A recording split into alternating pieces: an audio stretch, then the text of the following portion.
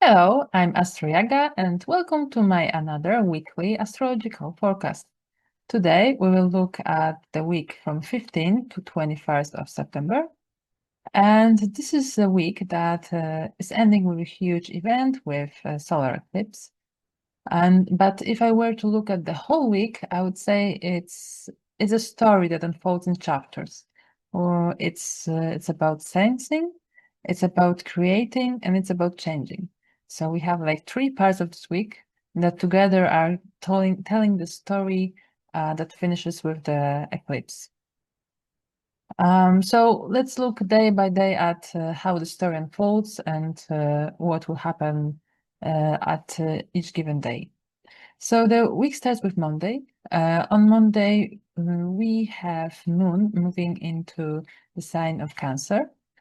And I like to make a note at the beginning, all the times I'm giving here are in European time zone.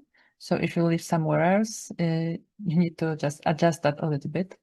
So if I say that the moon moves into Cancer at 2 a.m. in Europe, that probably means it's still the previous day in USA, or it's midday in Australia. So you need to make a slight adjustment for your time zone. But this move during Monday for Europe is the time when we are closing the energy of the previous week, which was very intellectual, about insights and new analytical directions.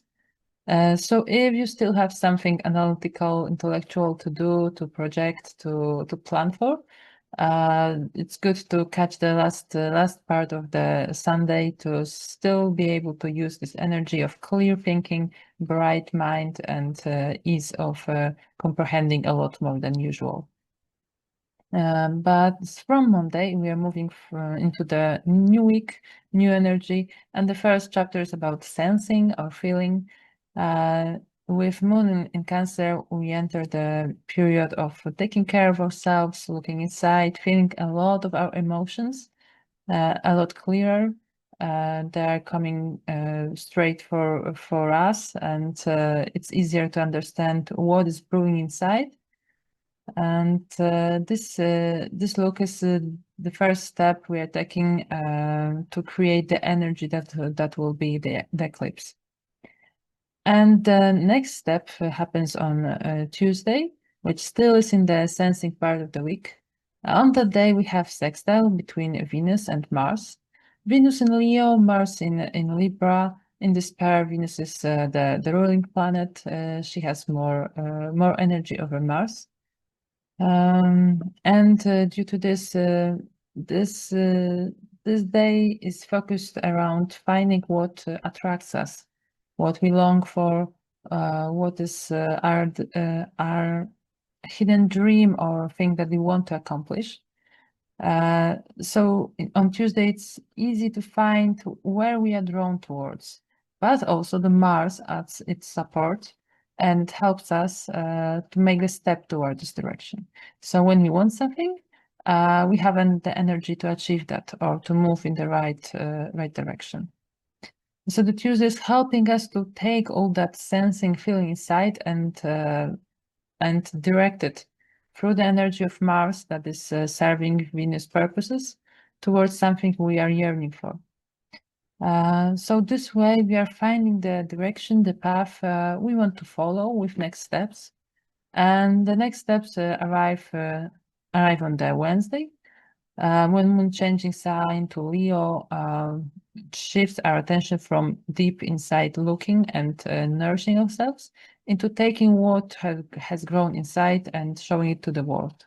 So we are entering the creative part of week when you want to bring forth and show to the world what we have found inside.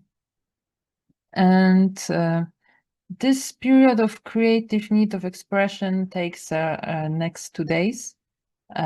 So we stay in this part of week for Wednesday and Thursday, and 2 next days.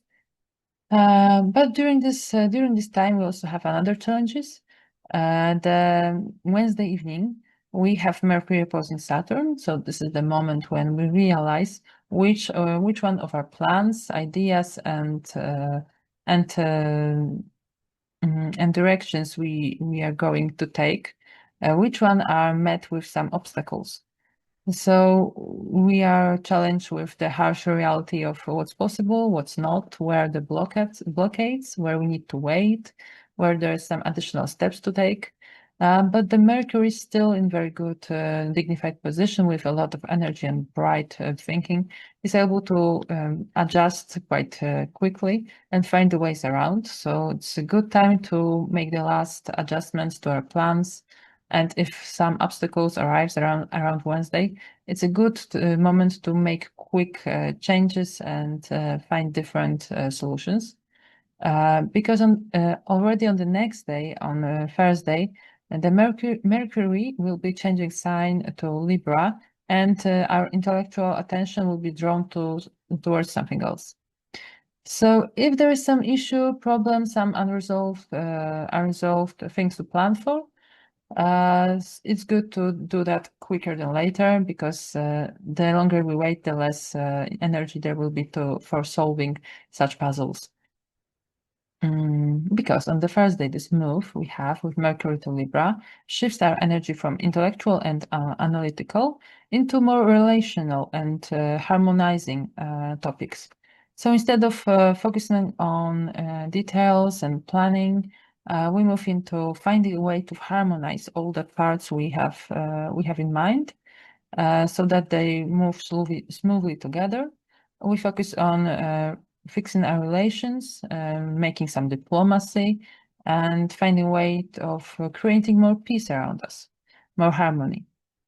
And this this urge is further supported on Friday morning through the night by the energy of outer planets.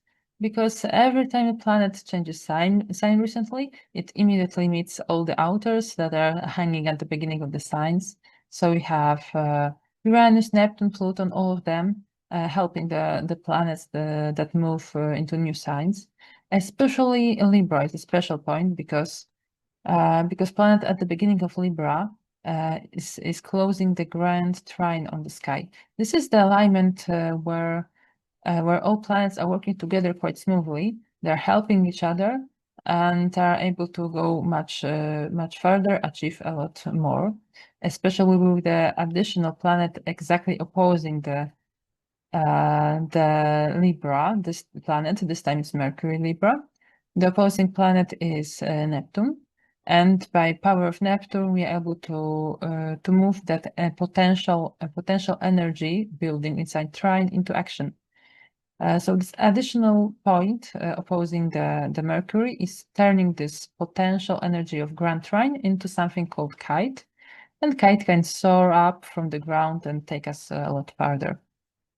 So this Mercury is supported by all three other planets on a Friday morning, so that will be evening on Thursday for America. This alignment help us create a lot of peace and harmony. So if there are some unresolved issues between people in relations, some conflicts, it's a very good idea to to do something about this around Thursday, Friday. Those 2 days, the end of Thursday, beginning of Friday, are supported from always all directions in the peacemaking process. But the energy quickly moves forwards. In the middle of Friday, we have a shift into the Virgo part of our week. The moon is moving into Virgo, and by that, it's opening the eclipse energy. The eclipse will take place at the very end of the Virgo, but moon entering the sign is like opening the energy of this eclipse. And within this time, we have a few aspects that are adding to the flavor of the eclipse. First of all, together with the moon, there's also Venus moving into the Virgo. So this time, We are moving away from the peaceful, harmonizing need of Venus, and she's moving towards finding the details that are not working, spotting the things that need to be changed, fixed. And this way, we start building the energy toward the eclipse by finding what's not working and what we want to change. Another step happens on Saturday, when the Venus is supported or challenged, I would say, by Uranus making a square towards her. And that adds a lot of energy needed for change. Uranus brings new ideas, revolution, and by giving new ideas to Venus, who's looking for things to fix, change, and improve, we get a lot of energy to get things moving. So with that additional boost, we move towards Sunday, the day of eclipse. And on Sunday, we still have another aspect. Here the Sun is opposing Saturn. So our ideas for change, something we want to create and express, is forced to realize that there are some obstacles, some delays, some not working parts, something standing in our way. And this obstacle, this trouble, is another motivating force that is added to the eclipse energy. Eclipse is happening at the very end of the day, in the evening, at 9 p.m., 9:35. And it takes together all the energy building for this weekend, so for end of Friday, Saturday, Sunday. But unlike the lunar eclipse we had 2 weeks ago, the solar eclipse happens on the north node, so it's a lot easier to direct it towards things we want.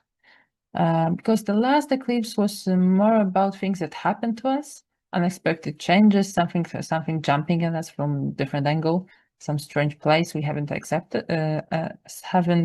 thought about, expected. But this one with North Node is more about taking the conscious decision, taking action, and making a move ourselves. So we can a lot easier use the energy of the eclipse to start something we were preparing for. The things we were finding inside, sensing and feeling, the things we wanted to create. And now we are making the change to create the space for something new. That means some parts of our life will need to go. So some things will end. But we have in mind some plan and we are moving accordingly to it. Even if we don't consciously make the change or plant the seed with deliberate purpose, still the change that comes with this eclipse will be something visible, something we are able to notice, and it's not clear surprise, something we could have expected before. So this time there's a lot more clarity around what this eclipse is doing. And after the eclipse, the moon quickly changes signs around midnight between Sunday and Monday on the edge of the week. The moon is moving into Libra, and by doing that, it's closing the energy of the eclipse itself, the new moon energy, and the time of planting new seeds, it's basically over. So if you want to actually do some kind of ritual, start something, send your intention toward the world, it's a better idea to do that on Saturday, Sunday, even Friday afternoon, not really later, because on Monday it's already different topic, different energy, and it's not about planting anymore. And from that point, the energy of the eclipse will be with us for the next 6 months. It will be developing, changing, growing, and giving its fruits. And the energy will be gradually decreasing from Sunday. So the first decrease is the change of sign by moon. It closes the new moon phase and planting the seeds. Then 1 week later, we are moving away from the mood of eclipse. A lot of seriousness and heaviness of this event is fading away, and we are met with new, fresh mood. So 1 week after the eclipse, when the first quarter moon happens, the mood changes, but the things that we started are already on move. And we can see the first clear fruits of that 2 weeks from the eclipse, when the full moon takes place. First full moon after the eclipse, first one that is not an eclipse, and it brings some fruits, first visible results of what we envisioned. It's also time when we can make some change, adjustments, and slightly change the direction of the thing that's growing. And another point of decrease of eclipse energy is around next new moon. This time it will happen in 4 weeks. Then we'll starting something completely new. New topics will emerge, but the energy of the eclipse will be still working behind the scenes for the next 6 months. Some projects we started maybe still ongoing, moving forward and working towards completion. That's still in front of us. And with that description, we are actually closing the week. So thank you all for listening to this forecast. And I'd like to invite you for another one in next weekend. We'll look at what's happening after the eclipses and how another kites will be moving through the sky. First, the Earth ones, and then slowly planets building towards the water trines that will be with us for the next part of the year. So if you want to hear more about that, I invite you to come back next week. And until then, have a fruitful eclipse, nice digging inside, feeling what you need, and find the creative ways of expressing that and planting a seed that will help you move forward with what you have envisioned. So until the next time, see you then. Bye.